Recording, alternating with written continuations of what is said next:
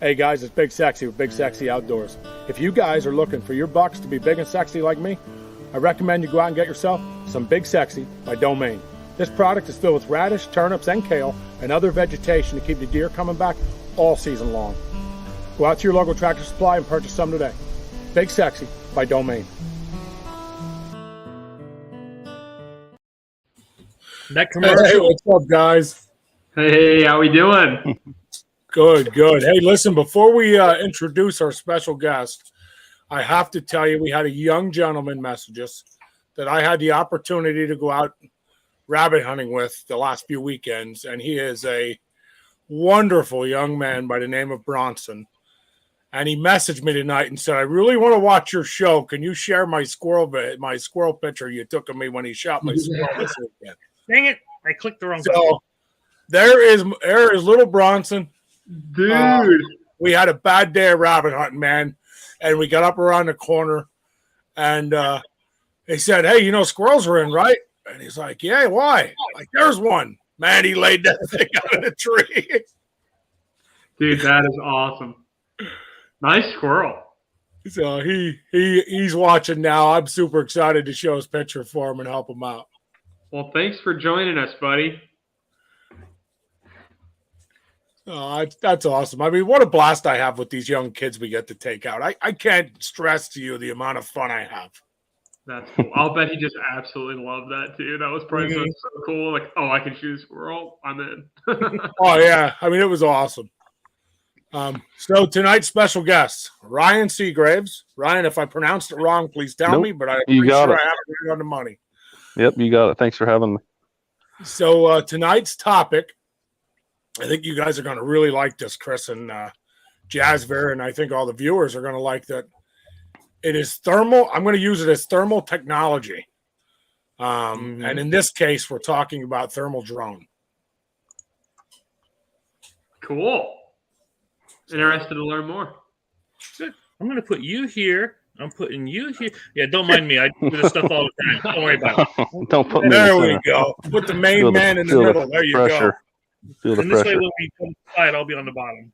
So front to and center. I've start, never done anything like this before, so I'll probably stutter all over my words and look like a fool. So brother, you're fine. You don't look like a fool with us. Well, hey, if you start looking like a fool, we're the type of guys. We'll jump right in with you. I'll take my shirt off if you do. Yeah, I mean, I'll take my shirt off, whatever I got to do to keep you feeling good. No. I always knew you were that kind of guy, Ben. Yeah. All right. Tell the guys a little bit about yourself. yeah, local guy. Grew up in Montgomery. Moved to Watsontown, middle of high school. So whole life in Montgomery. Most of my family's from Montgomery, and then ended up graduating from Warrior Run in 2007. Got right into the prison system when I was 18 on the right side of the bars. Worked down a county joint in Bloom for about 2 years, and then went to the feds and worked at Lewisburg for close to 14 years now. So, but Well, at least you're on the good right ride. side of the bars. I mean, I don't want to interrupt you, but at least you're on the right side of the bars. I mean, this could be a whole nother conversation. Yeah. Had twins about 3 years ago, so doing the dad thing now and just loving it. Cool. So Tell me that isn't the fun part of your life. It's a busy part of your life, but it's fun, isn't it? yeah, we got one of each, a boy and a girl, and spitting images of me and my wife. So life is good. So That's awesome. I love to hear that, man. Congratulations from 3 years ago, and I just it's only going to get better. And then they'll hit 15, 16, and you're going to get back on here and say, Ben, you got to get rid of these kids. No. yeah. Take him out rabbit hunting. Yeah, I can't wait till they get. Hate to wish time away, but can't wait till they get older to get into those kinds of things. So I think we're gonna go trout fishing here in the spring for the first time with them. So Cool. That's we'll get a awesome. little Paw Patrol fishing rod for them and stuff like that. So Take should them be a over to blast. Limestone Springs. We'll have to look into that. I was telling Bill about it. It's a pay-to-fish place. Okay. You pay by the pound. It can get a little expensive, but I promise your kids will never forget it. Okay. I know there's a real popular spot out in the Sport, Circle J. Been there a couple times with some kids, and they always have a real good time there too. So There you go. But So on the subject of thermal drone, let's get right into this because I'm not gonna lie to you. I'm ecstatic. Chris has some awesome videos. Whoa, Chris, what do you have there? I just wanted to show quick. I just before we get in, I just got this for Juliet. She's doing the archery in school, and I That's just so picked cool. this up for her today. Nice. Oh, Dude, no, he's it's neat. ecstatic. That's the one they use in the school, so I thought, I'll get her this one. That's cool. And what we do When for did our they kids. reintroduce that to school? Huh? When did they reintroduce that to school? Like, It's been in Pine Grove a couple years now, and she Dude, actually that's got awesome. in the top 50% in the last tournament. And I thought having the official one that she needs for practice at home, so I thought she'd be, dude, that's epic. They're things doing are- like trap leagues up our way. Mm-hmm. The high school kids are shooting trap, and they got like a whole like collegiate thing or whatever. Pretty That'd be sweet. awesome. Dude, that's super cool. I had read recently that I think it's either Wyoming or Montana has just got into like allowing shooting sports in schools. Yeah. Like in particular rifle shooting, which I think is super cool. And they're teaching gun safety in school, which I think is super, super cool. So that we haven't gotten there yet. At least here, we haven't gotten there yet. So that's pretty. I'm in Ohio, by the way, Ryan. So okay. Well, that would be fantastic to bring that stuff back around because surely it's faded away since the days of being able to bring your gun in the back of your truck on a hook on your back Or window. hunting season. Yeah. Amen to that. mhm. All right. But sorry, I didn't mean to interrupt. I just want No, No, you you're didn't fine. interrupt. That's cool. There we go. There's no interruptions at Big Sexy Outdoors. I'm just going to point that out. There's no interruption. So Ryan, this is a picture you send us, and I'm just like, wow. So I see you have your compass on it. You have your flight controls. I see you have. I mean, explain this better to us. Well, first off, the picture doesn't do justice. So what I'm doing here is I'm just holding my phone above the controller and just snapped a picture. This was probably right when I got the drone, and I was just blown away. I'm like, oh my gosh, look at this. This is just insane. So there you go. Now you're really doing it a little bit of justice there. Wow. So basically every white dot you see there is a deer. Jeez. Now, as far as distance goes right there away from you, I can only guess. I can't give you an accurate measurement, but those deer are 400 yards away right there, Wow. and it's picking up those signatures. So if you go to the top right of your screen, now do you see those 4 deer on that top hill there? Yep, that's pushing 700 yards, 800 yards, Wow. and it's still picking them up like it's nothing. That's Now, so granted, cool. it's in an open field, but it's still pretty impressive. Oh, absolutely. Yeah, that's amazing. Now, is this daytime run? Yeah, yep, So you it thermal was image early during the morning. day as well, just like that. yep. It was early morning there. Wow. Wow. So- dude, that's And it's not even zoomed in all that much. I mean, it looks like it's only half zoomed. Man. look Yeah. at that. wow. Now, dude, now that's another nuts. question I have. I'm sure there's going to be a ton of questions because these guys didn't see your videos yet, and they're going to really be intrigued by that. Yeah, I wanted to wait too. I have terrible backdrop, Chris. I can hear it echoing. I don't know why. Oh yeah, Okay, me let too. me, let me Um, just mute random until we do. so you're running that daytime. You are, man. I can't get over that. You can see them deer way out there. Yeah. I'm just like, wow. So you know what? Let them ask questions because I'm in shock, and I seen your other pictures, and I'm gonna have a lot of Well, questions. you had asked about the controls there. So in your lower left-hand screen there, if I click on that, that just brings you up like if you're looking at Google Maps without the satellite terrain, and it gives you your flight path of where you've flown and where you haven't flown. Shows your direction if you want to come back home, or basically if you look at your phone with Google Maps, that's what that is. So that's just like a GPS, basically. Yep, exactly. That's pretty cool. And then you have your compass there in the center, at the bottom of the screen. Ryan, you see this comment? You're gonna love this. Look, see, we have a lot of laughs here. Yeah, there you go. Yeah, did you see Ralph's? What Ralph said? Yeah. That's wild. That had to be back in like 1910. So we're gonna have to talk to Ralph when we're done. I'm not sure how They old Ralph didn't is. have middle schools back there. Yeah. Yeah, that was high school. Wow. I just can't get over how awesome that is, and I can't believe that's a daytime run image. Yeah, Mhm. I can't either. That's So- Now, Another thing cool about that center compass, obviously, it tells you your direction all the time. But when you're near an object and you can set the parameters, it has 360-degree obstacle avoidance on it. So if you set your parameters to warn you at 50 feet, and there's a tree to your right, 50 feet away, on the right-hand side of that compass, it'll actually start flashing red for you to let you know, hey, there's something 50 feet out. And like I said, it's totally controllable with the parameters. You can set it to 40 feet, 30 feet. And then it actually also has a setting then that it'll break or avoid that obstacle. wow. So it's So it's pretty, like semi-automated. yeah. yeah, it's, I don't want to use the word crash proof, but it's close.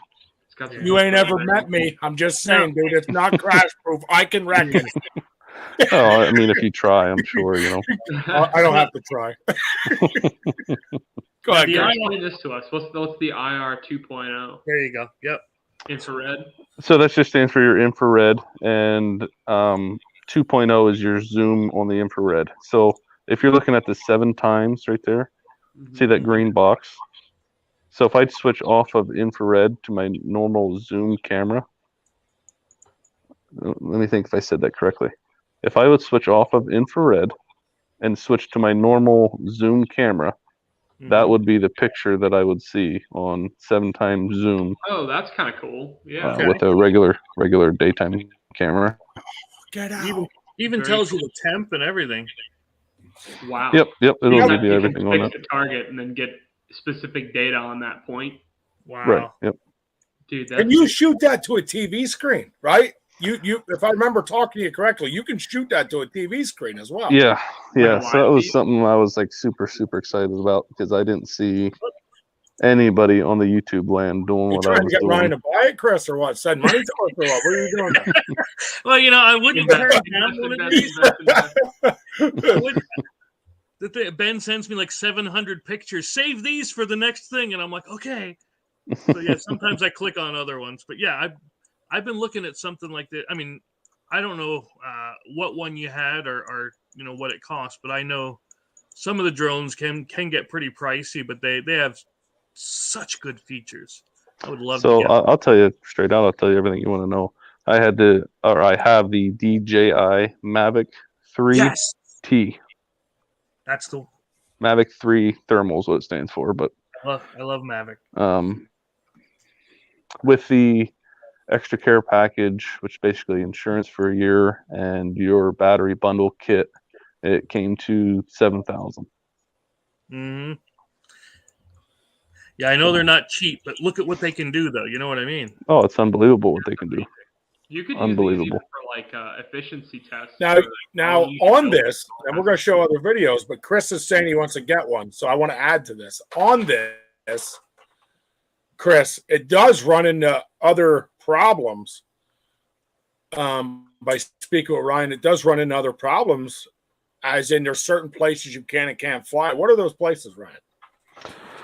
So you can't fly over game lands. That's one of the stipulations. Oh, There's no fly zones everywhere that you just have to learn about and read about. well, the FAA. Airports is a big one. yeah. Well, Prisons is a big one. yeah. Places like that. But there's maps that you have to look at and learn your no-fly zones. Well, why not game lands? That's a great question. I don't know. That doesn't make sense to me. If I wanted to do scouting or find something that I just shot, you know what I mean? That you think? I'm not something sure like if that's something that the Pennsylvania Game Commission put in place or not, but that was just one thing that I learned, that you cannot fly in the game lands. So Now, Chris brought up scouting, so I want to point out that there's also a rule that you cannot use this in any kind of hunting or scouting adventure, correct? It can only be used, so people don't get the wrong idea, it can only be used as a fun method. Recreation. right? Well, So, well, first off, I'll say, I'm not a legal advisor or anything like that, and don't take Right, what I right. say for legal advice. But from what I have gathered, according to the people that I've spoke to, it is legal to scout with it. You can scout with it. Oh, you can. Yes, you can Nice. scout Okay, I with didn't it. know that. So, but but not over scouting, game lands. right? You can't scout over game lands. If you're going to scout with this and scout, if you scout for yourself, it's fine. You're doing it for fun. But if you're Mhm. going to scout for somebody else, it's providing a service for somebody. So that gets into the FAA regulations. You cannot provide a service for somebody without your Part 107 remote drone pilot's license. Hmm.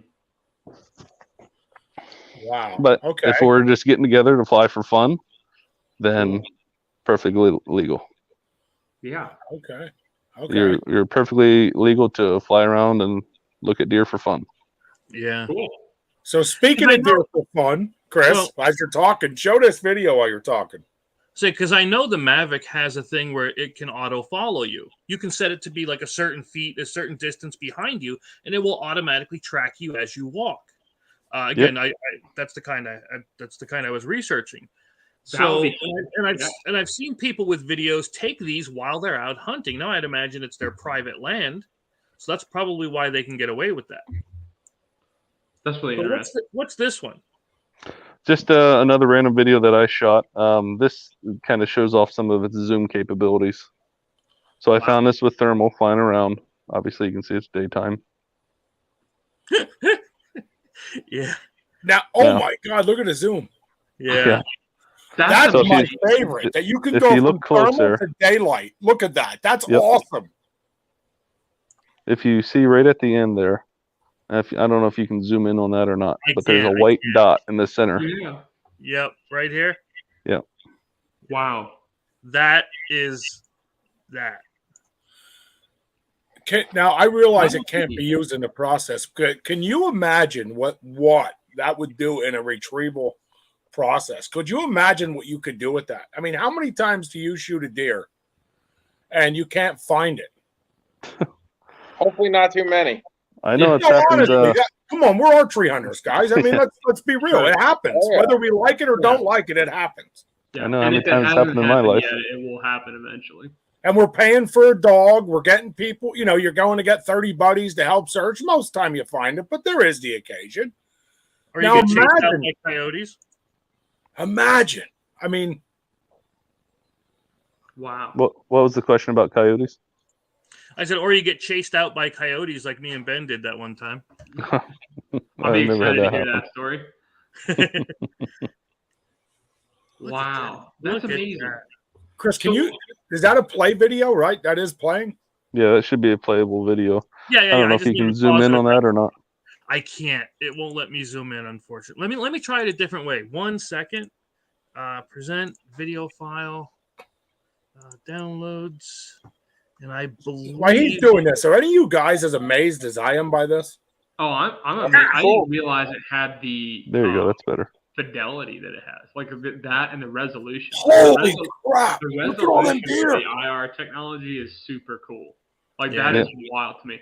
And the fact that you can see something 700-800 yards away and still get a concentrated enough like IR wave that you're able to pick it up with that kind of granularity is just too cool. Like I knew that thermal was out there because I know like the military is using it for, obviously their applications, but it's like that is really, really cool. And you always hear like night vision thermal. Yeah. Sometimes it's green light wavelengths or it's taking other wavelengths. And like this is really cool.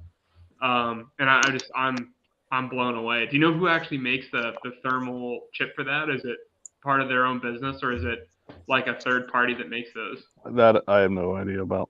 I really That's don't. pretty cool, though. That is. Did you guys see Barnes's comment? Did anybody else just see that? Yeah. Yeah, I have to agree, Barnes. Last thing I want to do is say anything bad about Game Commission, but I would agree that letting an animal go to waste to me would be idiotic at any means. Now these are some of the ones that we're seeing over here on the other side. The ones on the right are the ones on the left. Yeah, so that's another feature on this the controller of mine. You can do a split screen, so I can run thermal on the left, I can run zoom camera on the right. Wow. I can zoom them individually. So you're looking live on the left, live on the right there. Wow. And it's basically, the camera is all in one, so it's always facing like the same direction. So this buck is actually basically right in the center of the screen on the left hand side. If you look super close, you can see the movement of the buck on the left hand side, but I'm not sure if you'll be able to do that right now. But Yeah, just like into the woods a little bit. yeah, I remember when I shot this video, we crested this hill, and at first we're like, oh my god, what is all that? Because we've never seen so many deer like that together. It was just unbelievable, because it wasn't very big patch of woods. It wasn't a very big field. It was just unbelievable. It would be really interesting to have this follow you, like Chris was talking about, and just see like what the radius is, the effective radius when you're walking through the woods of where things disperse, and at what point they start to disperse when you're just walking through the woods. Because you'd be able to track that, and when they begin to respond to your movement, that'd be really interesting. Yeah, that would be cool. Is anybody else seeing the size of this buck, or am I the only one going, wow? Good looking He had deer. some- That's a good Look at right here. I mean, right He had there. some Where it mass just, on him. man.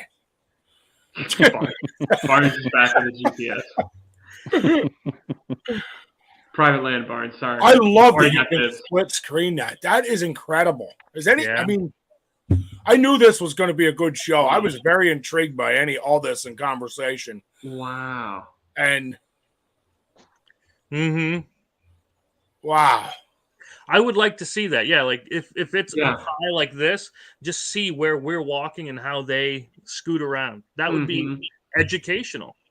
Especially like for pheasants, because like you'll see pheasants like Mm-hmm. follow, especially like in the snow, they'll like follow some little path, and they'll like double back their own path and then curl back around sometimes. And it would be really cool to see how they do that. I mean, just it would be neat to see that. That's crazy. awesome. That's a really cool video. And they're clear. Like they're not. Yeah, I they're mean, not fuzzy. I wish I had a way to determine the distance on that. The drone from the buck there. I mean, it was, I don't know, well over 200 yards. I'd say 300 yards away. Wow. And, that's one of the things that people say about, how the drones add stress to the deer, or you harass wildlife with them. Do any of those deer look harassed or stressed to you? no. So here's a question on that. How loud is this drone when it's flying? Well, that's a tough question. Is it a humming sound, just a little humming sound, basically? Yeah, it's not obnoxious. It's Okay. just a average drone if you ever heard one. Yeah, that's why I was asking. I didn't know if, you paid $7,000. This thing like an intense drone Mac with Daddy. 7 blades going, or is this, is it just? Plus, at like Well- 80 feet up, 60, 80 feet up, they're not going Let to me notice see. it. Well, we've all seen we've all been out deer hunting, and you just see like a plane goes over. Mm-hmm. You don't care. Helicopter goes over. Deer. Yeah. They don't even look up. It doesn't even. It's not. It's so far outside of their world. They know it's not a threat to them. They just don't care. Can you imagine what that would do to your hunting? I mean, can you imagine what that would do now? Again, he's saying by what he heard, you can use it to scout. Nothing more. See, this thing doesn't even know it's there. It doesn't care. It's just chilling. My God, that's wild. Yeah, I agree. We're going to need GPS coordinates. You know what? I'm done. For on-site This is just random in verification. case anybody cares, but there was 10 different buck in that herd of deer right there. Was there really? That's really interesting. Yeah. What time of year was it? I guess. Oh, the what- corn's he's- off, so it must have Yo, been he's late. breaking it out. Yeah, it was. Let me think. When was that? The end of I'm gonna December, guess early about January, September. something like that. Yeah. That was Oh, before this is- late season, right? That was right Yeah, before late yep. season? Yeah. Yep, Wow. this is it. That's all the bigger that is. Yeah, that's it. smaller than I expected. Yep. Yeah, I thought it'd be huge. But they are So, crazy stable. Then the arms all fold in nice and tight. Mm-hmm. Mm-hmm.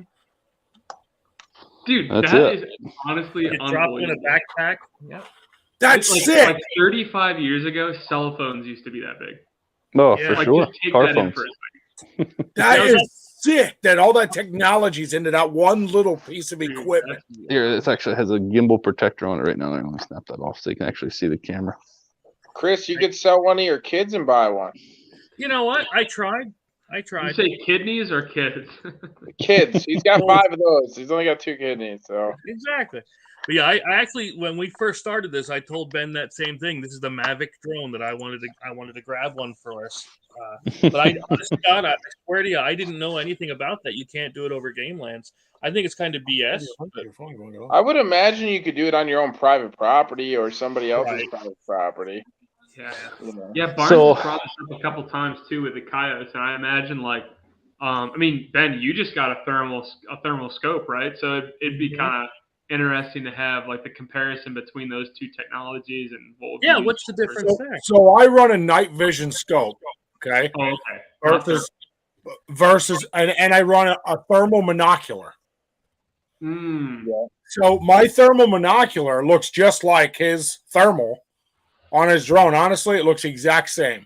right. Like when we were out this past weekend, you're scanning. Now I don't know about yours, Ryan, so you can jump in at any time, but my thermal will run white mode, black mode, and fuchsia.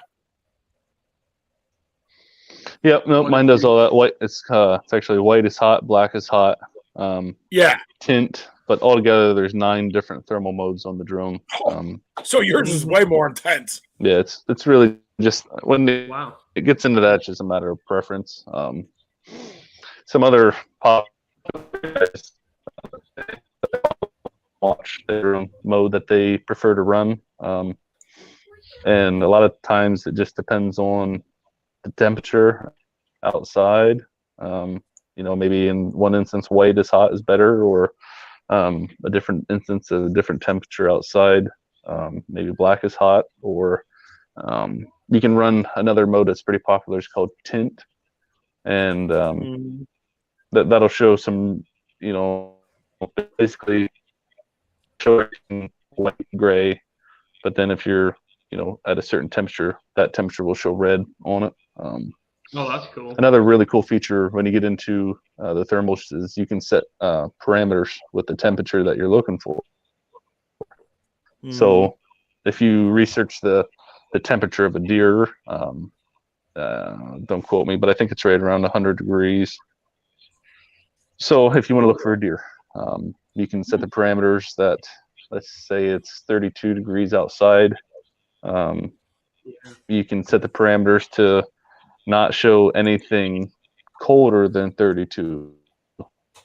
So that point would be 33, we'll say, and set your high point at like 105, and you can, start flying, and the only things that will light up is whatever is in that set of parameters. Get rid of all that So- extraneous data. That's cool. Yep. I gotta ask, what made Oh, here, you? real quick, while I have this in what my made hand. you- Oh, go ahead. So this is the controller right here. Cool. It has a built-in, I think it's 7 inches touchscreen. It's basically a tablet right in the controller. It's all touchscreen. It's Yeah, all. I was gonna say it looks like an iPad.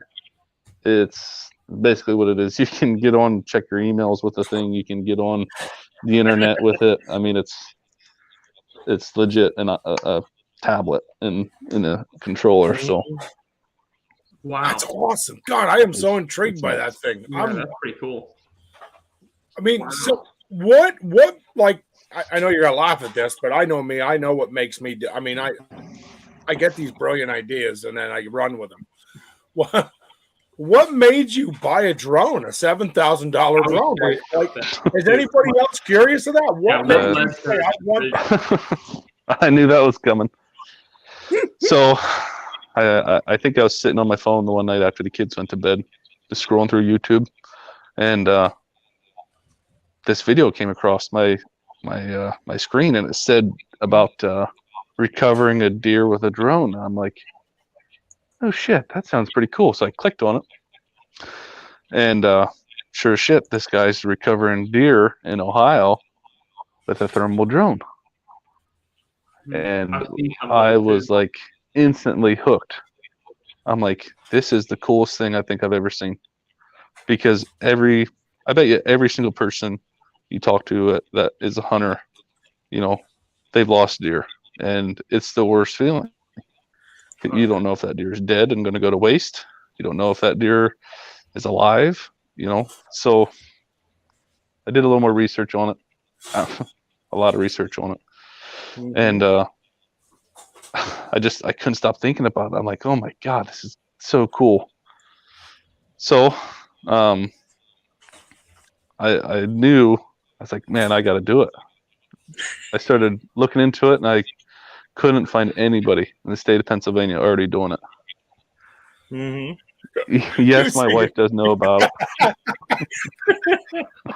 What a way to find my out. wife was it really shocked me. My wife was super supportive of it. She's a hunter as well, so she was super on board with it. Surprisingly. I was thinking that's why you're in the garage. No, I'm actually about ready to go inside. I'm freaking getting cold. But no, that's I think for the recovery especially, I think there's lots of good applications. I think like I'm probably on the more conservative side of it, and I'm like I don't even know if I really want to use one for scouting, just on the basis of like I kind of like I have so much to learn that I don't want to in some ways take away from opportunities to learn like the old-fashioned way, we'll just say, of like just learning how to read sign, understand where they're going to be, when they're going to be there, and predict.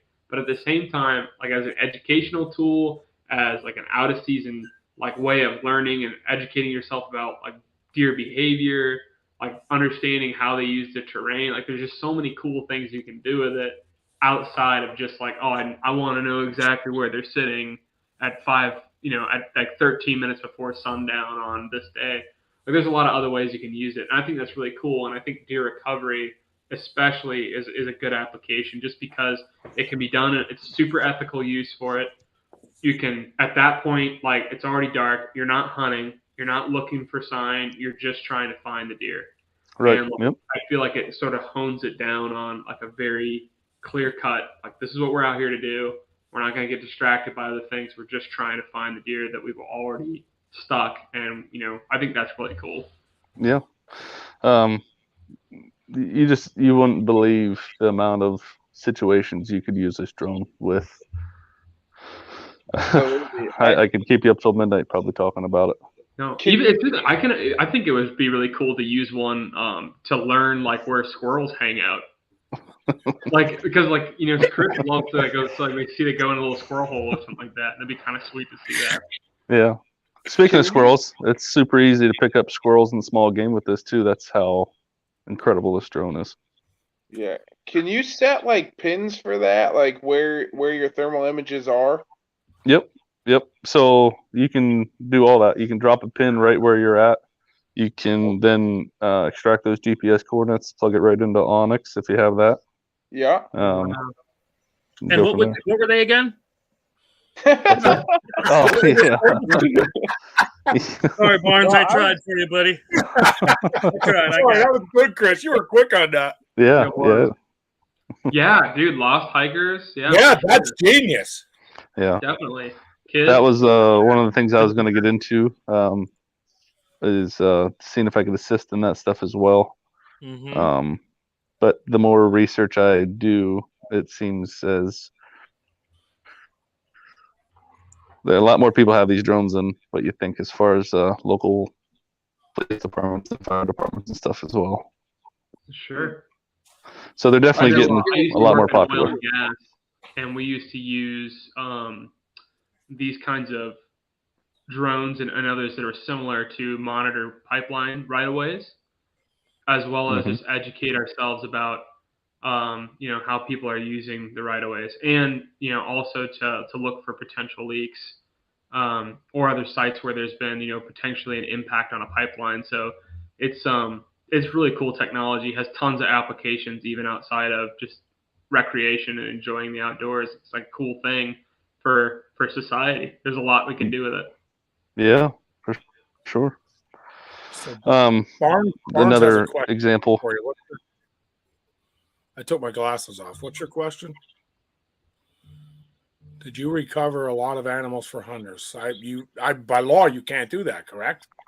Correct. It's illegal. Now, here's a question for you. Could you do that? You're saying for your own personal. Could you do that for you, or you just can't do it in general? You can't. Period. You cannot use a drone to recover a deer, a bear, elk, wildlife. God, that sucks. That would be so beneficial. Yeah. Is that so just in the state of Pennsylvania as of right now? just as far as I'm aware of, state of Pennsylvania. Yeah, because you're there. I was just wondering if like maybe different states have different. You would have to get a hold of your game commission or wherever you live, whatever they're called, game wardens or. Well, yeah, because you said you Ohio's video in Ohio. So yeah, there's a guy legally doing it in Ohio, and when I compare Ohio game laws to Pennsylvania game laws, they are almost word for word. And really? I don't get it. I don't know. Mm-hmm. Interesting. I think it could be super beneficial. Like, I don't know about you guys, but like buck tactics for like if you're on your own private land, you can obviously scout, as we're saying, right? I wonder if there's like a day restriction, like 30 days before or something. But like finding buck bedding areas in the early Bedding season areas is a serious key thing for really killing a mature buck. So I think what's also kind of cool is you can see a lot of the trees here and pick your path into, because I'm kind of an aggressive hunter when it comes to finding a buck bedding area. I'll go in there and set right up on top of him, and I'm not one to wane around and play the game of is he going to come out tonight.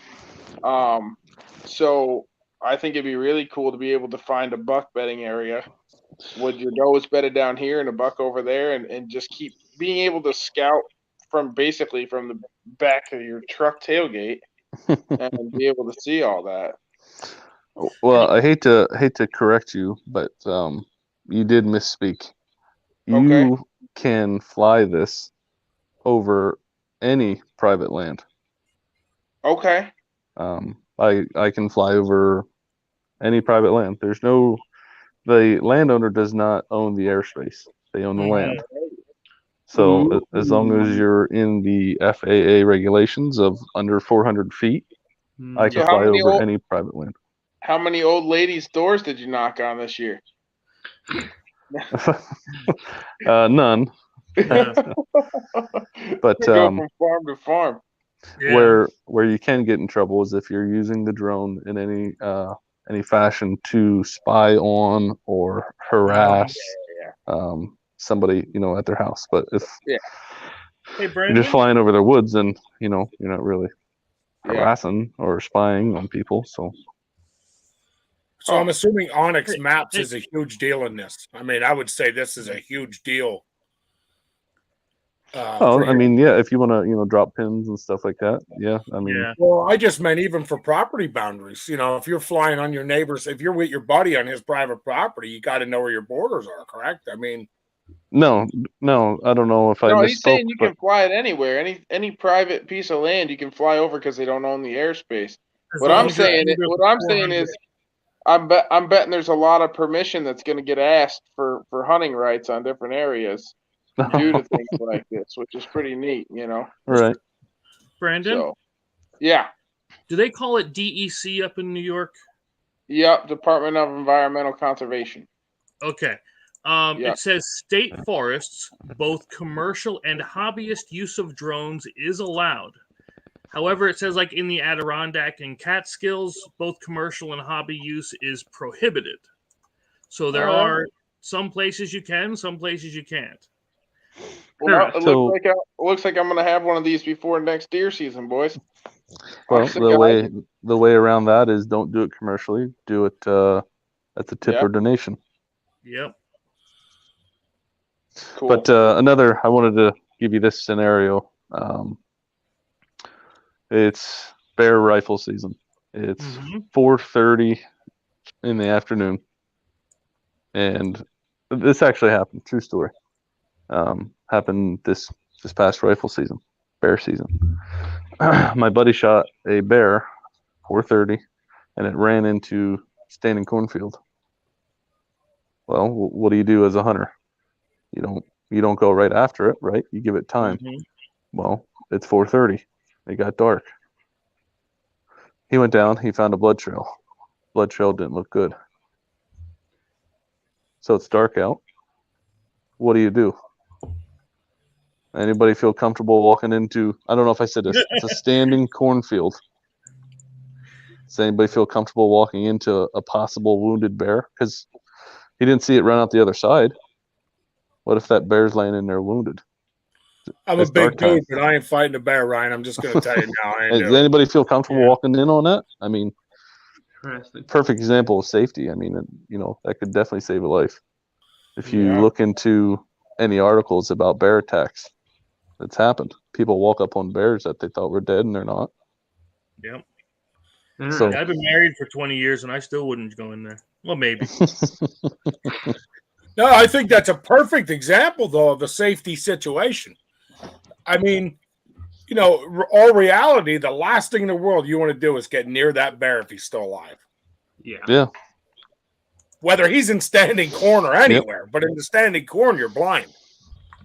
Yep. Right. Yeah. Yeah, you can see something 6 rows to your left or 6 rows to your right. You know what I mean?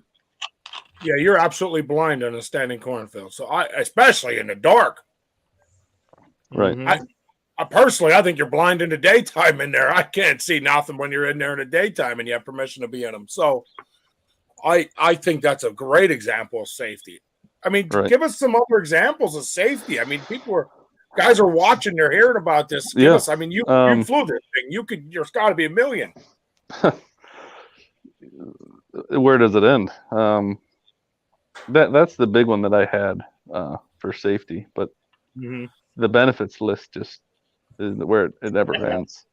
What happens? What happens? You shoot a 170-inch buck, and you're hunting not a big patch of land, right? 10, 20 acres, and the next land over is private, and you don't have a good rapport with them, and they won't let you come over if that buck runs over there. Perfect example, put the drone up in the air. You can go find this deer instead of taking the chance of bumping it. What if that deer's wounded, laying just out of your sight, and you bump it, and it runs and doesn't stop? You know what I mean? Yeah, I agree. Where, you give it an hour and we fly the drone, you see it's still alive, back out, let it lay, right? Absolutely. I mean, your standard thing is wait an hour and go, but on a bad hit, you wait 12 hours. That's always been mine. A bad hit, we wait 12 hours before we check anything else. Yeah. And listen, I have the utmost respect for people that use dogs to track, and I don't want to make them upset with me in any way, shape, or form. But that's unfortunately where you put a dog in there. What's the dog going to do to a wounded deer? It's going to bump it, right? It's going to bump it. It's going to run the next freaking county over. So you see what the drone's doing here. It's not bumping deer. It's not adding stress. So you can just get so much information out of it. Yeah, after talking with you, seeing this, I really wish the PA Game Commission would really put even if they had a restriction, just lower them their standards to it. You know what I mean? Like I could live with there be a restriction, right? In the sense of hey, you can't. Sorry, brain fart, but hey, you can't. So say you can't go in daytime hours during hunting season. I think that'd be a good restriction. I think you could do that. Yeah. But at nighttime, I mean, one of you guys just said it. I think this was probably the best example I've heard yet. This guy can save lives. Yeah. I mean, you're up in the mountain and break a leg, and you can't. You know how many search and rescue crews go up and can't find somebody? Mhm. That is really interesting to me. I know. I know that even like in Zion, I was in Zion. I guess it was back in May, and it was really interesting. There was an injury, and they were sending. They're packing people up the side of the canyon to go get someone, and it takes a long time. And then they've got to locate that person specifically, especially if they're in backcountry. It can be really difficult. And if they have a general idea of where they're at, and they could fly this thing up to 399 feet and double check to see, hey, where is he or her? That could be really Right. valuable. And I would imagine that that's got legal applications for that. I would think, right? I mean, there's got to be. I don't have the answer for that. I really don't. Well, Barnes Good has a question, question Barnes. for you, Ryan. I don't know if I you. want to know the answer to Barnes' question Yeah, here. me too. So the only information I can give you on that is just to what I've watched the guy in Ohio doing. He has found deer that have been laying for 8, 10, 12, 15 hours. He can still get some heat signatures on them. Really, and you can find that video. You said you found that on YouTube, right? For Yep. anybody interested, you said that was found on YouTube. Yep. His page on YouTube is Deer Drone Recovery. He's got Classic. I don't know how many videos now. 50 videos. I wonder what he does. Probably don't start watching it at 9:50 at night because you're going to be up all night watching it. I'm telling you. I Yeah, can't. we're all going to sleep want a anymore. drone, is what you're telling me. We're all going to Yeah. need a drone and a pilot license till we're all done. Yeah. I recall He's getting flying a a little better drone than what I have. His setup is about $21,000 for his setup. That's crazy. So My truck doesn't even cost that much. Put that Venmo link back up, Chris. We're going to need it if we want a drone. Dude,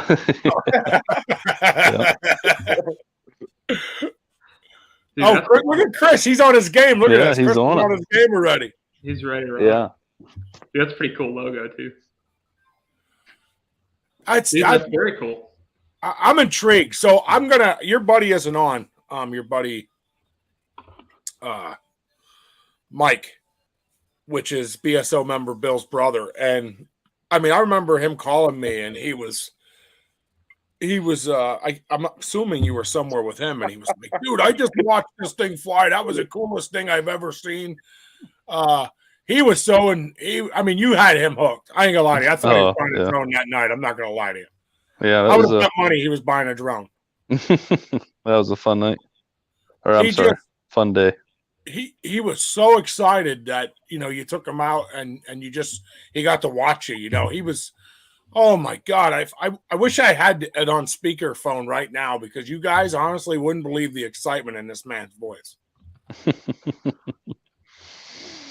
It's unfortunate because I'll tell you the whole story here. Back in November is when I discovered this guy in Ohio, and I was literally like a little kid. I was so excited. So I thought I was doing the right things. I called the Pennsylvania Game Commission, told them what I wanted to do. Just strictly recovered deer with a thermal drone. And they said, yep, it's legal. You're good to go. Awesome. Great. I think the next day, ordered the drone and get the drone. Fast forward a little bit. I learned that it's illegal to use the drone. And I'm like, what are you talking about? I already called the game commission. They said it's good to go. You're good. It's legal. And they said, no, it's not. I'm just letting you know. As a buddy of mine said, I'm just letting you know it's illegal. Well, I was trying to do this legitimately, legally. Wasn't trying to, do anything wrong. So the next day I called the game commission back. And they said, no, it's illegal. And I said, okay, why is it illegal? They said, you're aiding in the hunt with an electronic device. I said, no, I'm not. I'm aiding in the recovery. And they said, recovery is part of the hunt. And that's where I'm at. I'm stuck. Interesting. That's a bummer, honestly. That's a true bummer. Especially if they gave you the okay first. I'm sorry. I think that's kind of shitty. And I mean, forgive me for saying it, but I'm. Well, no, my confusion comes in when you said that they said you can't use the electronic devices, right? That's the way they said it? Yeah. In the hunt, but yet they have electronic calls. They have, again, if you go out for predator hunt, they have thermal. You're not out there with a flashlight and praying. Mm-hmm. So you're still using the electronic devices to aid the hunt. They gotta explain to me why that's different, because I think that's just the deer, Chris. Because I know in New York State you can't use any electronics whatsoever at all to call deer or use scent. Like they make a scent dispensal thing, like you plug into your house. You can't use those in New York State because they're like battery powered. Like you can't use that stuff here. It's all Yeah. So I Ohio imagine is pretty strict on electronic devices as well for aiding in the hunting process. Like just for predators, it's okay. You can use whatever you want for predators. Right. Like even our conservation goose seasons, we're allowed to use electronic collars here. Yeah. So. And that's interesting because we have specific rules in Ohio against electronic calling for waterfowl of any kind. So do we, except for during the conservation? Oh, okay, I'm with you. Gotcha. Okay. So I got to step back from this. I'm hearing you guys in your conversation. I'm going to step back and say, does this mean we can use this for predator hunting? Why not? I would be very interested in that. That's honestly that's one of I think Barnes was asking that too. Is can you use it for coyotes? And that's why I was curious about your night vision and then your thermal monocular, because I mean, I imagine the way you're using your thermal monoculars, you're just getting a general idea of where it is to kind of zone in on it, and then you're using your optic to shoot the coyote, right, or the predator, whatever it is, right? Yep. So it's like I can't see. I'm having trouble finding the difference between that. Well, Ryan, we know you don't know a lot of the answers we're throwing. We're just spinning wheels here.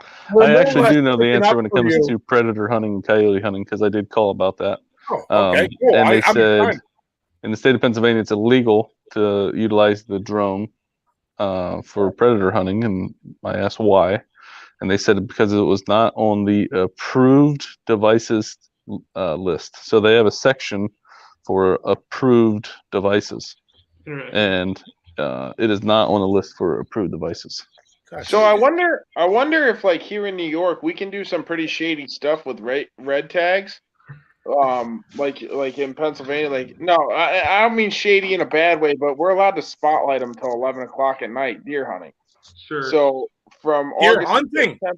Yes, and with the red tags, you're allowed to spotlight till 11 at night. So I'm wondering, and you're the management, right?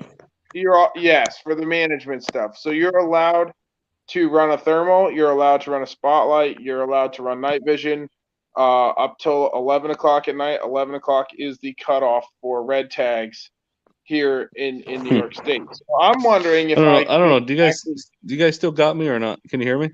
Yep. For some reason, I lost you guys. I had to plug my phone in. My phone was dying, and I don't have audio now. I'm wondering if I could utilize that for the red tags for scouting instead of having to drive around all the fields and stuff, and That's go weird. from there. That would be pretty sweet. But I think Barnes, I think he's onto something too. It's just I think it's Hold on one second. Let me see if I can get some charge on here. Use it, how we can get involved with the technology and still retain the integrity of hunting. But I think Barnes is right. I think there's a lot of people that are going to misuse that, and they are just going to be like, "Oh, it's there. All right, that's where I'm going today." And I think that kind of, in some ways, cheapens it. And I think that's unfortunate because it's just like anything else these days. There's plenty of people that are willing to do the wrong thing, and well, it's easier to do the wrong thing today. That's why. It is, yeah, absolutely. But yeah, no, that would be super cool for us for like the red tag, or even like you were on your hunt in the Dakotas there and like you didn't see deer for how many days? Wouldn't it have been sweet? Yeah, wouldn't it have been sweet though to just be like on the third day, like, okay, time to bust out the drone. Let's find where these deer are chilling. and let's go harvest one. Yeah, that would have been that would have definitely given me a little more peace of mind. I'll definitely put it that way. Yeah, like that. There's actually a deer in 150 miles from here. Yeah, I'm not just hiking for nothing. Exactly. I just curious. Just curious. Tell me it's none of my business. What's the time limit on the drones? Like as far as none of your battery? business. 46 minutes per battery. Oh wow. Yeah, it's none of your business. Okay. Yeah, actually, I'll show you the whole kit. Yeah. Just put it on your Christmas list, Chris. Yeah. We're gonna need serial numbers. Yeah. Too funny. No, that thing's pretty cool though. I don't know. Can you? I wonder if I can switch from the front camera to the back camera. You can if you go into settings, and then where it says camera, you can just switch from front to back that way.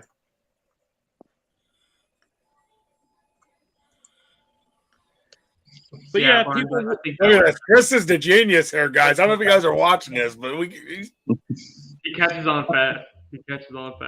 Yeah, All right, people would get- definitely cheat. Yeah. Are you guys seeing it or not? yep, Oh, yeah. yep. Yep. I'm trying. Yep. There we go. So these are just your batteries. Obviously, your drone. I take my props off, but Yep. there's your props. 3-part charging system, power adapter, power cord, and your controller. Wow. That's it. And then you had asked earlier, Ben, about doing it on a TV, and that's the cord that I use. So that was one thing that all right, how do you get out of the settings? All right, there we go. That was one thing that I was like super proud of. I'm like, oh my god, I'm gonna be the only one doing this. This is gonna be so cool. Because even the guy on Ohio, probably the biggest guy on YouTube, he's not doing it. So what I was doing, or was going to do, was I was going to carry a 32-inch TV around in the back of my Jeep, and display what I see on my controller. I was going to display it on a TV, and that way the hunter is looking at a 32-inch TV versus a 7-inch screen looking over my shoulder. And think of the benefits of that. The hunter can be like, oh yeah, right there's where I hunt it. The deer ran that way, and I mean that's half the battle right there. Absolutely. So Cool. and not only that, the experience of it. Like Yeah, it would watching be on kinda a 32-inch screen is like, it's just the coolest thing. So Well, if you fly this thing for your own personal benefit at some point, I would love to check it out. I would absolutely love to check it out. I mean, I think it's fun. I think I'm amazed by it. I won't lie to you. I mean, I couldn't afford $7,000 for that. Like my coyote package, I had to buy piece by piece by piece till I could get there. But I'm intrigued. I mean, I am not going to lie to you. I am super intrigued by this thing. This is awesome, and to get the clear images, and you can split screen. You can still screen. You can zoom. You can, man. To me, it's incredible what this thing can do. So if you guys don't tell my wife, I'm totally going to buy one of these things. All right. I just texted her and left her know what you said. Yeah. Oh, you son of a- I just put my letter in the mail. Just put my letter in the mail. Yeah. I do have one. I have one more question for you, Ryan. shoot away. So when you obviously you saw the videos, you got excited about it. You said, "Hey, I'm going to go get this drone." Did you have any experience with that, like with drone technology before that, or was it you just dived in head first and figured it out as you went? I was going to ask that too. I had one other drone. Actually, I lied. I had 2 other drones. My first drone was one that we won at the fair, and it was trash. My second drone, I think I paid $300 for it, and it was a DJI product. It was a DJI Mini. It was a first generation Mini. I think currently they're on their 3rd generation. So it was an older drone. It was like $300, and I thought, it'll be a fun toy. If I crash it, I crash it. If I don't, whatever. It's $300. So that was the only experience I had with drones. nothing extensive. You know what I mean? Just so if you want to say I dove head first, I mean, basically, you know. That's what it sounds like. That's pretty cool. Would There's you not many. think it's something that like anybody could do, or is it something you think take some time, train? Like, well, what's your perspective on that? Barrier for entry. Well, Aside I surely like wouldn't this. recommend, you know, I surely wouldn't recommend buying a $7,000 drone as your first drone and go expect to, you know, have positive results. Yeah. I would. Too late. Brandon ordered his. Too late. Oh, I'm gonna, but I'll buy a dummy one too. that's a lot of horses need shoeing. I would That's at least, all right. you I'll know, get her done. have somebody there that you know, a buddy that knows how to fly a drone that can show you what you're doing. So, in Cool. comparison to like your cheap ones versus this one, as far as like wind messing with it or anything like that, like I guess more or less walk us through like because I have zero, and I mean zero experience with a drone. I mean my most experience is I've flown on an airplane a couple times. And in helicopter. I was in a helicopter one time. But other than that, like I know nothing about these things, but I know that I'm gonna end up buying one of these at some point here. Wind rating on the drone that I have particularly is up to 30 miles an hour. So you can fly us in 30-mile-an-hour wind. My drone it doesn't have an IP rating, so you can't fly it in the rain or snow or fog or anything like that, which obviously I wouldn't recommend doing that anyway. But Yeah. the higher end drone, the Matrice 30T, which is, you know, the $20,000 drone. Well, it's actually 15, but until you buy the extras with it, you're gonna have 20 grand into it. That is weatherproof. You can fly that in the rain. Another cool thing, my drone, when it's in sport mode, you can hit about 46 miles an hour with it. Wow. That thing is freaking cooking. Sure. So, How long does it last flat out? Like time wise? Like 20 minutes? Or 10 minutes? I don't know. I don't know. Never tried it. It's like, "Grr." And don't they have like a 4 or 5 mile range? So my drone's rated for 9 miles. Wow. Wow. So from where you are, like a 9-mile circle or a 4.5 mile circle? No, 9 Like miles. radius or diameter. Wow. Nope, full 9 miles. Now that's what they rated as. If I had to guess, they did it on the salt flats out in wherever that is, Utah. Yeah. They probably did it out there with no wind, no nothing. But that being said, yeah, it can have, you know, 100-mile radius, or 100-mile distance. But illegally with the FAA, you're only supposed to fly it so you can maintain a constant line of sight. Okay. What they determine that distance is, I don't know.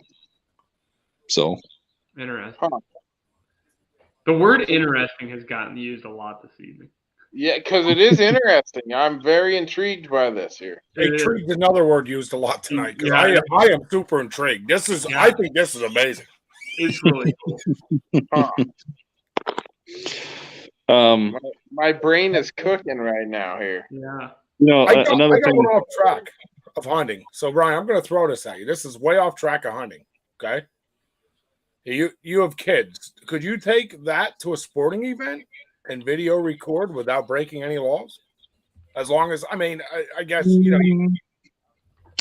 I would think that it depends on how you word it. Are you recording it for yourself for fun, or are you going to record it for the team? No, I'm talking about recording record just for your kids. You know, so you could watch it with your kids when you go home, and your kids could see it. Nothing else. I'm not sure. See, it's a fine line, isn't it? Because you're not going to be the only one at that sporting event. Yeah. How many hundreds of people are going to be there, and how many hundreds of people privacy are you violating? Yeah. Mm-hmm. That and like schools, I imagine schools have like a thing about this. I would imagine they don't I want was that. gonna say Well, that's why he said it would be off, domain, like you but couldn't it's be not on school public property. domain. That's already breaking law by what he said. I just meant if you were like, say a rec league or a town ball league or somewhere, because I guess why I'm asking that is they make these. I'm a huge. I coach softball, huge in it. So they make these cameras and video cameras now that sit a story high. You turn a thing, they go way up in the air. They video the whole field. Yeah. And then you hit it with a remote, and that controls it. So to me, that would be no different than that. Yeah. I truthfully don't know.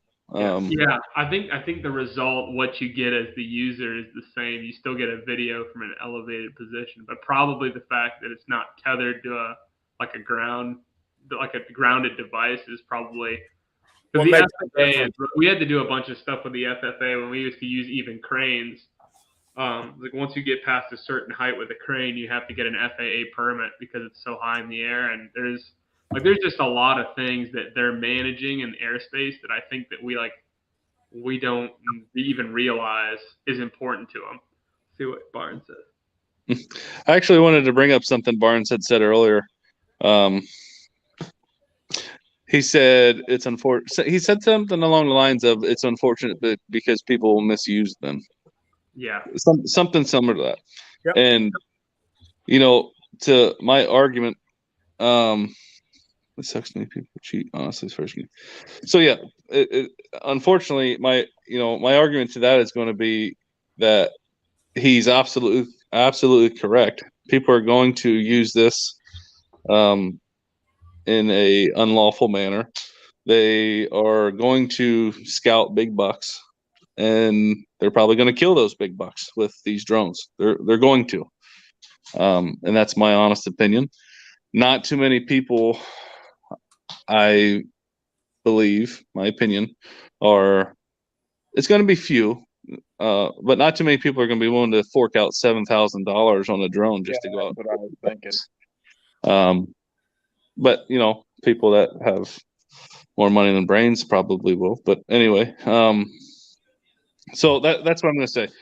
That no matter if Pennsylvania Game Commission passed this or not, to legally recover deer or aid in the recovery or aid in the tracking, however you want to word it, whether they legalize it or not, people are still going to do it. You know what I mean? I agree. That's what I was just thinking, honestly. Like what you're saying. It's illegal to shoot a deer out of a car window. Yep. Still happens. Still do it. Yeah. I was going to comment on that as well, Ryan. I think that's a good point. Because we have people. I mean, you heard about that guy in Tennessee or in Kentucky who drove over the state line, shot this unbelievable buck, threw it in his truck, took it back to Kentucky, and then registered it as a Kentucky deer.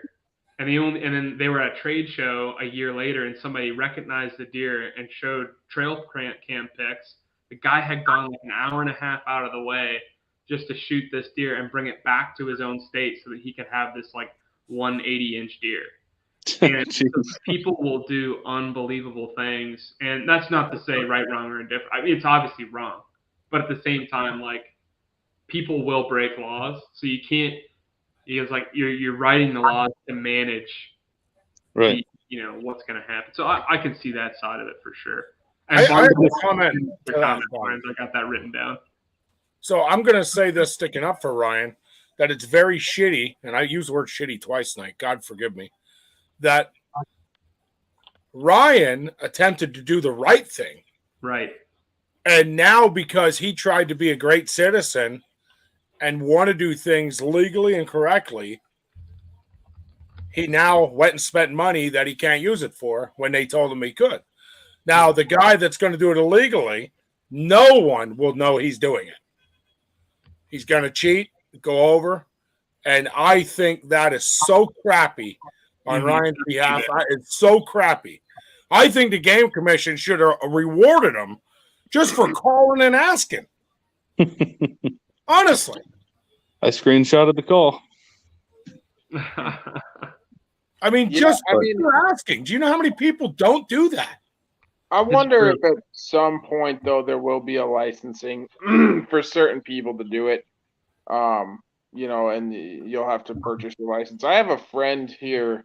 Actually, I was at his place today working on his wife's horses, and he owns a drone surveying business. And he's one of two guys in New York State that are licensed to do it. And I don't know how it goes about that, but I know he had to like jump through hoops to really go and get this license to become a drone surveyor. So I wonder if eventually they will be like, hey, listen, we know we see a need for this, or we see a definitely a light at the end of the tunnel for something like that. Because how many deer get lost? I actually have screenshot photos here somewhere of a dog tracker here in New York, and I saved them just because it was a funny ha-ha of all the guys, the compound bow versus crossbow debate. And actually, more lost deer this year in New York State from this dog tracker were compound bow hunters over crossbow. But it was just a funny it was a funny ha-ha, so I decided to screenshot it and save it. But there was a lot of them. There was like almost 200 and change. Like there was quite a few deer that were having to be tracked down by this dog this year. And just imagine how much time you could save, and the poor little dog running his heart out and crossing and having to ask for all this permission, because some deer will go 3-4 properties. And if you can just be like, oh, this is kind of where we are, let's just go ask one permission instead of having to ask 4 to go tearing up people's lands and other hunters blowing out their spots trying to find a deer. So, well, it's funny you brought up numbers. I'm not going to say his name, but I spoke with a guy yesterday that has a tracking dog here locally, and he had told me in 1 month he has received 300 phone calls. Damn. To recover deer. Wow. Damn. That's crazy. Y'all ought to have a shooting expo and teach everybody how to shoot down there. No, it's interesting you say that. I just checked one of the Facebook tracking pages that I'm on for here in Ohio, and one of the that's just one tracker this year, and I'll have to count how many total, but just at a glance, there's probably, let's see, he's probably looked for about 50 or 60 deer this year, and 5 or 6 of them, the outcome's unclear. They was never found. So, yeah. I mean, that's 10%, approximately 10% of deer in that particular tracker's just this season. So, another point I wanted to bring up, this is a lot of hypotheticals here in this point, but in 2021, if my research is correct, there was over 850,000 general hunting license sales in the state of Pennsylvania. Okay. I don't think it's far-fetched to say 1% maybe missed deer, maybe made a bad shot and didn't recover deer. That's 1 for every 100 hunters. I don't think that's far-fetched. Maybe it's a little high, maybe it's a little low. But 1% of 850,000 is 8,500, okay? So if 8,500 people maybe shot at deer and didn't recover them, that's 8,500 people that would now have the opportunity to go shoot another deer because they didn't recover the first one. So what's that going to do long-term to the deer population? If you have a higher successful recovery rate, what's it going to do long-term to your deer population? Oh, I agree. But honestly, I don't think the Game Commission cares about that. Yeah. And different states are different. Like, I know, like, Ted Nugent was having his podcast thing talking about, like, his arrow touching a bear. He got cited for it in Alaska or whatever. But they say, like, if you hit them, you've tagged it, basically. Whether you recovered or not. In some states. Attempted. Yeah. In some states. I mean, probably not in Pennsylvania. I know not in New York either. But I know in some states there's things about that. So It's January. Yeah, And I think part of that is, especially those states like Alaska, like they're managing opportunity, like for trophy class. So if they've got 20 trophy bears in an area, and they list 5, and somebody comes out and they take an attempt, like the point, like your point was to come out here and you were going to try to take one. And if you had an opportunity to take it and you didn't take it, it's time to move on. Which I don't know if I fully agree with, but I think that's sort of the mentality, although I'm not 100% positive on that. Yeah. You guys had brought up earlier about maybe like it would be neat if they would do, a restricted amount of people in Pennsylvania do this. It would be really cool if they did like some kind of pilot program just to see how it would go. And when I say pilot, I don't mean, a person that flies an airplane. I mean just a trial program. That would be cool. Right there, what Barnes just said. I think that would be genius, honestly. I mean, yeah, I think if you restrict the hours to like an hour after sunset to 11 o'clock or something like that, I give you 3 or 4 hours to find whatever it is. If you're going to find it with the drone, you're probably going to find it within that time frame. Well, Barnes had said they're only used after dark. I'm not really sure what you mean by only after dark, because you see how well the thermal works during the daytime. And with the capability of the zoom lens, I'm high enough above. I'm not disturbing other hunters. I'm not disturbing the deer. So why not be able to do it during the day? Yeah. Have you noticed? I mean, how long have you had this drone for? November. End of November. All right, so we haven't gotten around into like the warm season. I'm just wondering, like, how like leaves on the trees, and then the heat of the sun for the day, and as it drops off, like that obscuring anything there. I was just curious. I didn't realize. I think that would be your hardest season to recover deer with. The early what's archery coming? End of September, beginning of October. Yeah. That will be your hardest part. When you have heavy leaf foliage on during the daytime, just radiating heat, you get those 60, 70-degree days. Yeah. That's, I think, a dog will win in that fight every time versus a drone. Now, when it cools down, that's a good thing, because at nighttime when it cools down, being that it was warm out during the day, that deer is going to retain so much more heat. Oh yeah. And what's your average temperature at nighttime? 50 degrees. Yeah, in that time of year. So that deer is still going to be warm, and unfortunately, I don't have experience because I didn't have it then. But I was just wondering. I didn't realize how long you had owned it or whatever. So Barnes just explained what he meant by that comment, Ryan.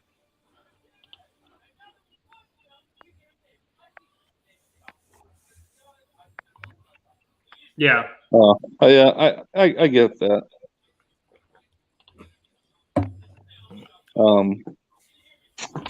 There was something else I was going to bring up. Again, this isn't a jab at dog trackers. Those guys themselves are animals. Trying to keep up with the dog out through the woods. Oh yeah. But so it's perfectly legal to use dogs to recover. Says right in Title 34, which is Pennsylvania hunting and fur taking law. It's legal to use dogs to hunt. I'm sorry, it's legal to use dogs to recover. It is illegal to use a dog to hunt white-tailed deer. So if you have some specially trained dog that you could give it a command to, hey, run over on that side of the woods and push some deer out to this side of the woods, to me, that's illegal. You cannot do that in the state of Pennsylvania. So when you look up on Title 34 at the bottom, they have like a definition section, and their definition of I should have printed this out and just read it to you guys, but it's like a paragraph long. Their definition of the word hunt. In that paragraph, there are 2 words that stick out: tracking and pursuing. is in their definition of the word hunt. So to track or to pursue. Well, wait a second. It's legal for a dog to track or pursue a white-tailed deer. But you're saying, in your eyes, that's hunting, according to your definition. But you're saying it's illegal to hunt with a dog. So it contradicts itself so much. It's I don't quite get it. You know what I mean? I don't know if I would say you need a meeting with the Game Commission, Ryan, because What's that? I think you need a meeting with the Game Commission because that there alone should win your argument. So I went to the Game Commission. Actually had a meeting Saturday, the 28th, and I went to it. It was my first one. Have you guys ever went to something like that where the public can talk to the Game Commission? So I went to that, and that was a different experience. It started at 8:30 in the morning, and it was in Harrisburg. And I got there like 7:40. I thought, oh, it'll be nice. I'll get there early. I can say what I want to say. I had this, 1-page paper all typed up. Get there early, talk, get out, come home, hang out with the kids. I didn't get home till 1 o'clock. When I pulled in the parking lot, there had to be 100 people already in line, waiting at the door at 7:40 in the morning. It was chilly Saturday morning. So I got in line, and I was number 29. So 28 people talked before me out of, I think there was total 41 people. But so I went and I waited and waited and waited, and this is a side note, but of the 28 people that spoke before me, 25 people spoke about the first day of rifle returning to Monday. 2 people spoke about the opener staying on Saturday, and 1 person spoke and complained about the length of our hunting license. It looks like a CVS receipt. Oh my God! And he held up this. They do have a It's funny because he held up a card, and he said, "This is my ID for my hunting license for Tennessee," and it was just 1 card. But anyway, I'm getting sidetracked. So it was finally my turn. I went up, absolutely bombed my speech because I'm not a public speaker by any means. I spoke too fast and I ran out of oxygen and I looked like an idiot. But I got what I wanted to say out. But when you're done, that's it. You either go back and sit down or you leave. The commissioners don't respond to you. They don't say anything to you. They don't say, yeah, that's a good point. We'll talk about it and we'll get back to you. Nothing. They're sitting in their seats and that's it. So, but that was kind of my last resort, to go down and talk to them and tell you guys everything that I'm telling you now. The benefits definitely outweigh the cons. The pros outweigh the cons. So, but Well, that sucks. I'm sorry to hear that you went down there and spent all that time. yeah. So, like I said, that was 2 days ago. I did that. So,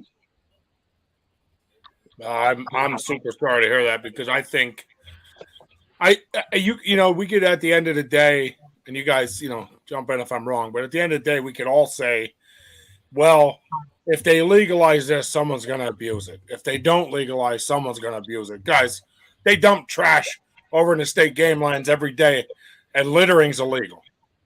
I mean, it doesn't matter. I think that, in my opinion, just from this conversation in the last hour and a half, is if they would pick a few guys, license them, let them be in charge, a certified drone recovery operator.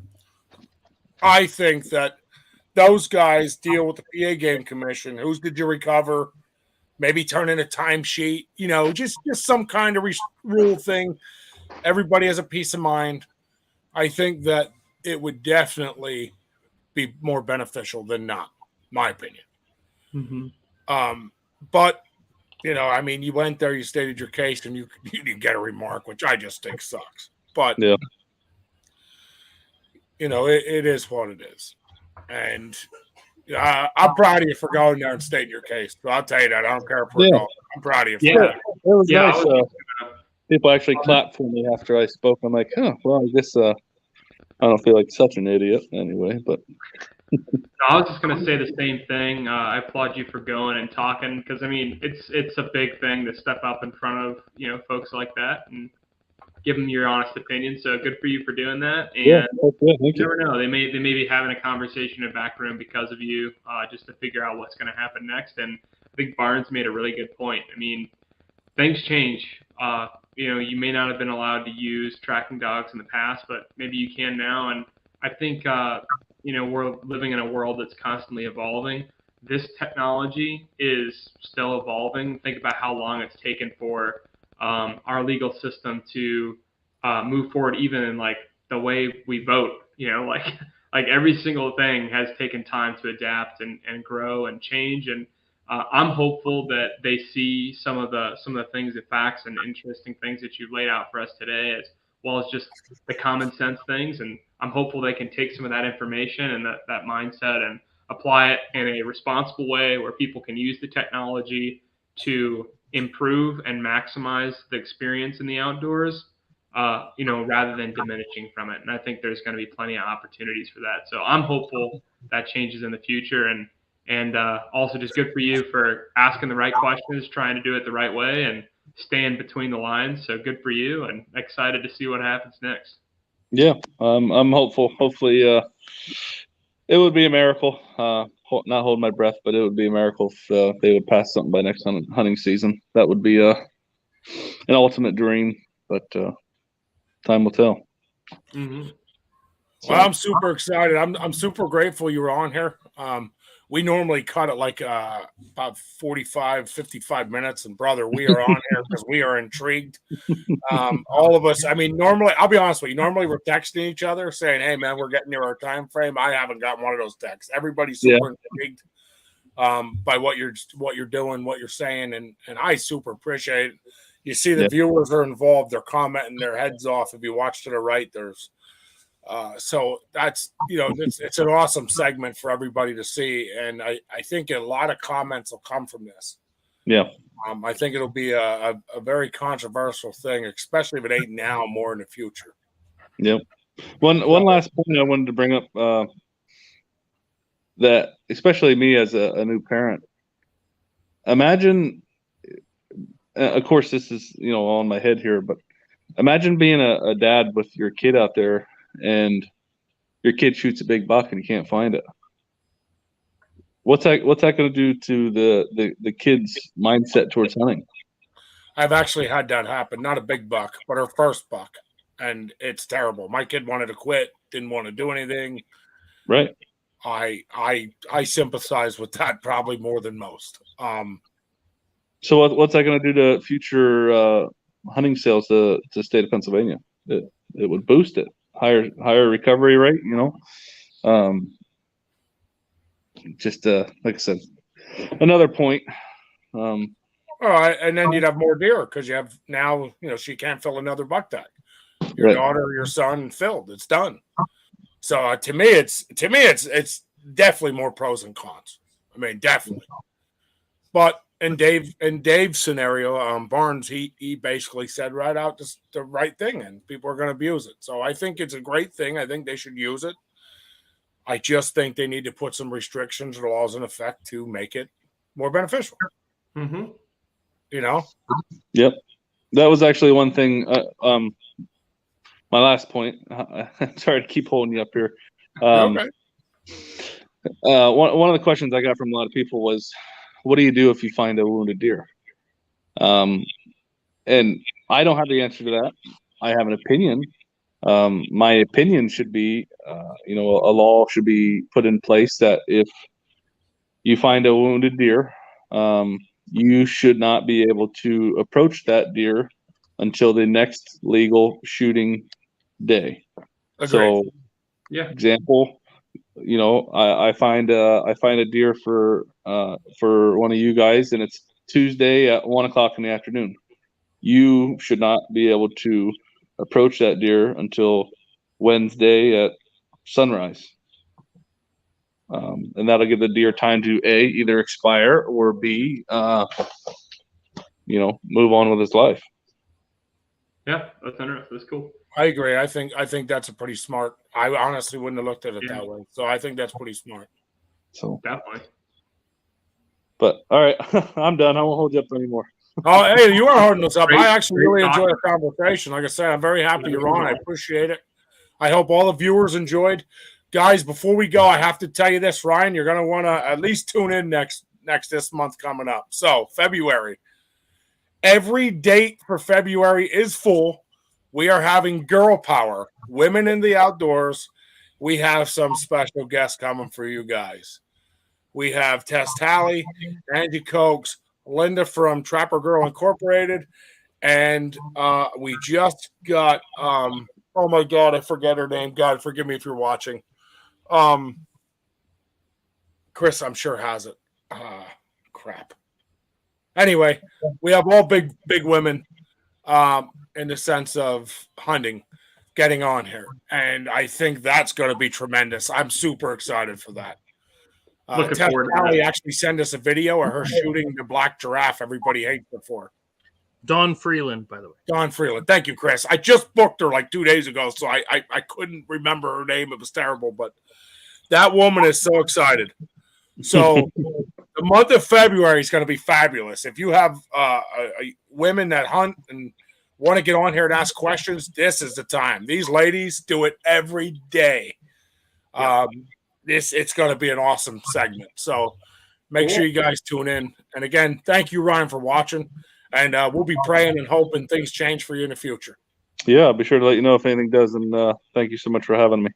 You're welcome. Thank you, brother. Good night, everyone. Take care. Good night, everyone. Take care.